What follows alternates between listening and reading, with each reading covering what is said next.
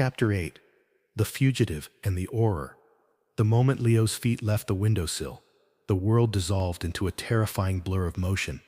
The jump was pure instinct, a primal flight response overwhelming all rational thought. He crashed into the floating planter with a jarring impact, soil and leaves exploding around him. The delicate levitation charm holding the planter aloft sputtered under the sudden weight. For a heart-stopping second, Leo and the fern hovered, and then, with a groan of magical protest, the planter began to drift downwards. It was not a fall, but a slow, agonizing descent. It gave everyone in the St. Mungo's atrium a clear view of the soot-stained man tangled in a large houseplant, slowly sinking towards the floor. Healers paused mid-incantation. A visiting family stared, mouths agape. It was the most conspicuous escape imaginable. Just as Leo hit the polished floor, Gideon Rookwood burst from Alistair's room, his face a thunderous mask of fury. "Stop him," he bellowed, his Auror-trained voice echoing through the atrium. "That's Leo Gable. He's a wanted fugitive." The name Gable meant nothing to the healers, but fugitive and the unmistakable authority in Gideon's voice spurred them to action. Two burly hospital orderlies moved to intercept Leo. Panic gave Leo a fresh surge of adrenaline. He scrambled free of the broken planter and bolted. He was wandless, penniless, and running for his life through a building designed to be inescapable. He dodged a stunning spell from a security wizard near the entrance, the bolt of red light singing the air next to his ear. He skidded around a tea trolley, sending china clattering across the floor. He was not thinking, merely reacting, his street instincts taking over completely. He knew he could not make it to the main entrance. They would have it sealed. He needed another way out. He spotted a sign for magical waste disposal and veered towards it, ducking into a dingy corridor just as Gideon and two orderlies rounded the corner. He found himself in a grim, smelly area lined with large enchanted bins. At the end of the corridor was a chute, labeled incineration. It was a horrifying prospect, but it was his only chance. Without a moment's hesitation, Leo Gable threw himself into the magical equivalent of a garbage chute.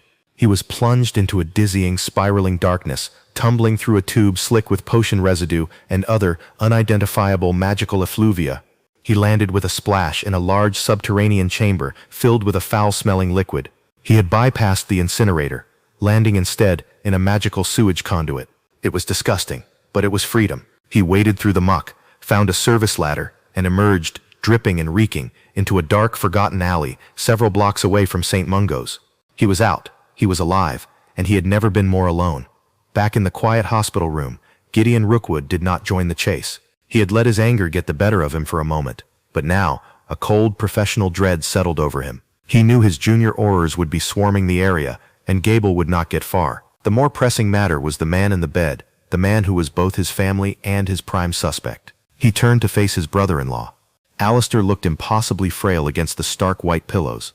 The brief spark of energy he had found to warn Leo was gone, leaving him looking like a porcelain figure on the verge of shattering. The silence in the room was heavy, broken only by the faint rhythmic beeping of a magical monitoring charm. "It was you," Gideon said, his voice not an accusation, but a statement of profound, sorrowful fact. "The explosion in Germany, the blue potion, Leo Gable, it was all you, wasn't it, Alistair?"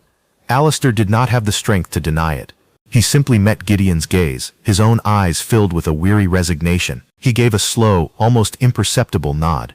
Gideon felt a wave of anger, betrayal, and a deep, aching sadness wash over him. "Why?" he asked, his voice cracking. "For the love of Merlin, Alistair, why? You are a celebrated academic, a husband, a father. Why would you throw it all away to become a common criminal?" "For them," Alistair whispered, his voice barely audible. "For Eleonora. For Alistair Jr. I am dying, Gideon." He explained everything, the words coming in short, pained bursts. He told Gideon about the diagnosis, the Crake shadow, the 6 months the healers had given him. He told him about the mountain of debt, the fear of leaving his family with nothing, the crushing weight of his own failure. "I perfected a formula," Alistair breathed, a faint glimmer of his old pride in his eyes. "A pure, stable version of Felix Felicis, a masterpiece of potion making. It was supposed to be my legacy, a way to provide for them after I was gone." Gideon listened, his heart growing heavier with every word. This was not the work of a greedy man, but a desperate one, a brilliant mind, backed into a corner, using his genius to commit a terrible, misguided act of love. The neat black and white lines of the law blurred into a messy, heartbreaking shade of gray. "You went into business with Corvus Lestrange," Gideon said, the name tasting like poison. "Alistair," He is a monster, a murderer, a means to an end, Alistair rasped. A distributor. It was a mistake, one of many.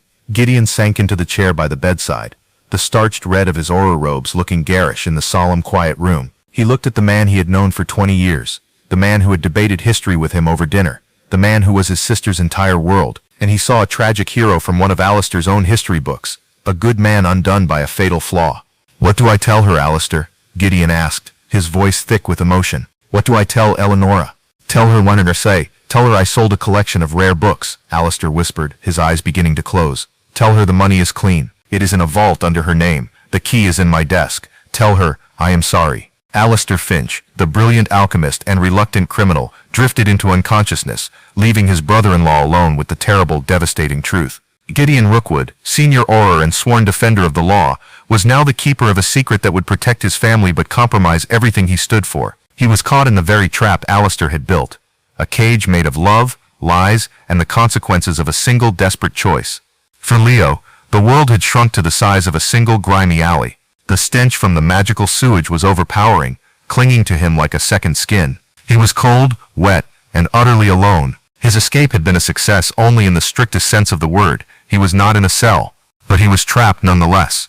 He was a known fugitive in the magical heart of London, with no wand to perform even the simplest of charms, and no money to buy so much as a piece of bread. He huddled behind a stack of overflowing bins as the sounds of the Auror search echoed from the main street. He heard the distinctive asterisk crack, asterisk of apparating wizards, the shouts of commands. They were casting revealing charms, sweeping the area for any trace of his magical signature. He was a fox, and the hounds were closing in. Survival, for Leo, was a language he had spoken his whole life. He stripped off his sewage-soaked outer robes, leaving him in a thin shirt and trousers. But it was a necessary sacrifice to lessen the smell. He rubbed dirt on his face and in his hair, trying to alter his appearance, to become just another piece of city refuse that people would instinctively look away from. He was no longer Leo Gable, the cocky up-and-comer. He was a ghost, a nobody, and that was his only advantage. He knew he could not stay in the wizarding world. Diagon Alley, Nocturne Alley, they were all compromised. He needed to disappear into the mundane world, the world of muggles, where aura-revealing charms would be lost in the sea of non-magical humanity. He made his way through a labyrinth of back alleys, moving with a rat-like cunning until he reached the border between the magical and non-magical worlds, the leaky cauldron. He could not enter. He was too well known there, but he watched from the shadows as wizards and witches tapped the brick wall and vanished. He waited for a large, boisterous group to enter, and in the moment of their passage, he slipped through the magical barrier and out onto Charing Cross Road. The sudden cacophony of Muggle London, the roar of buses, the chatter of crowds, the distant wail of a siren, was both terrifying and liberating. Here, he was anonymous.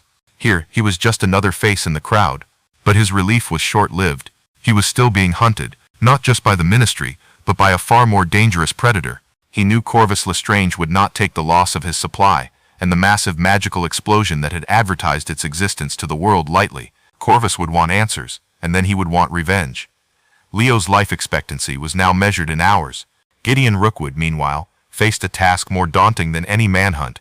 He had to tell his sister that her husband was dying. He found Eleonora in the hospital's family waiting room, her face etched with a frantic, hopeful anxiety. She rushed to him as he entered.